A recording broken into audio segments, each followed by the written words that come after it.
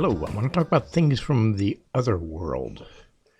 There are things between this world and the next.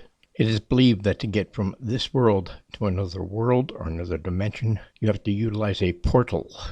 A portal can be looked at as a gateway to another dimension, another world. When you're talking of portals, there's different kinds of portals even.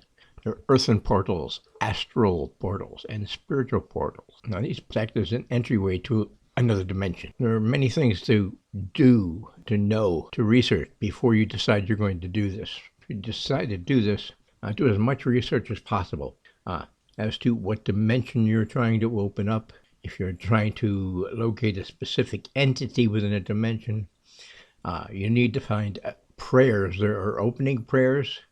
There are prayers that bless you, protect you. There are prayers to open a portal. There are closing prayers. It's very important that once you've opened a portal or even tried to open a portal, be sure to do the prayer for closing the portal. Now, people that have done this have told me that there's a difference in the way that the energy flows. If the energy flows up and out of the earth, it's going to be a very positive portal. If you feel the energy is coming from above you, burrowing down into the earth, you may most likely have found a negative portal. One way of going to a portal is what they call a spiritual realm. It's a level 1 connection, where it's a brief visit. You may have thought about somebody that has loved one that has passed. The portal will briefly open up, let you have a look at the person that you have lost and still love dearly. And then you'll know that they're okay, and then the portal will get closed as quickly as it opened.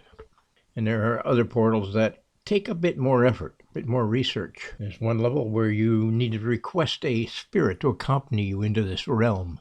You use a spirit's existing attachment to you or some vessel that you may have summoned them into or near. Some people use mirrors. Now, mirrors can act as portals. Now, mirrors are a whole other realm of the unknown, the spiritual, the magic, however you may want to put it. They're quite special. And many of these, the mirror acts as a gateway between the summoner and the entity that you're summoning. And there are certain rules that must be followed. And it's quite interesting as far as mirrors go. Also, I'm explaining that the mirrors serve as portals. That these spirits, they're not trapped within the mirror.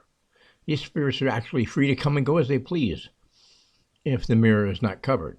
Therefore, spirit activity seems to originate in the areas of the home with mirrors. Now, they say one should never look into a mirror by candlelight. They claim that spirits may manifest. Some people even feel that the mirror should be covered during a thunder and lightning storm so as not to unleash spirits inside the home.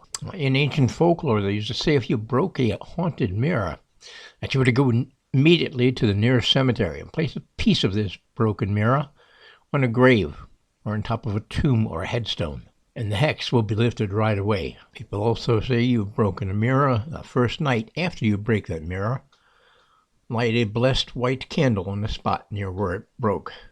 Should you try to do anything of the supernatural area, please be sure you've gathered some supplies you need. There's some herbal supplies that are quite efficient at protection and healing. There's also minerals, rocks and minerals that are again utilized for the same purpose, protection and healing. Read up on these things, check on them, be sure that you have them on hand. Many times they're placed in a container in the area where you'll be working. Sometimes they're even placed in doorways or entrances to the buildings. Sometimes people even prefer to have a mixture of this placed in a packet worn around their neck. So do your homework prior to attempting anything like this. Certain plants like sage are used for many, many years for protection. When it comes to sage, Native Americans and other indigenous peoples have burned sage for centuries as part of a ritual to cleanse a person or a space, to promote healing, wisdom. So there's an awful lot of work, a lot of research to do. And if you should do any of this, please do your research. Please subscribe, please like, share with like-minded friends. Feel free to leave a comment. Take care, everyone. Bye for now.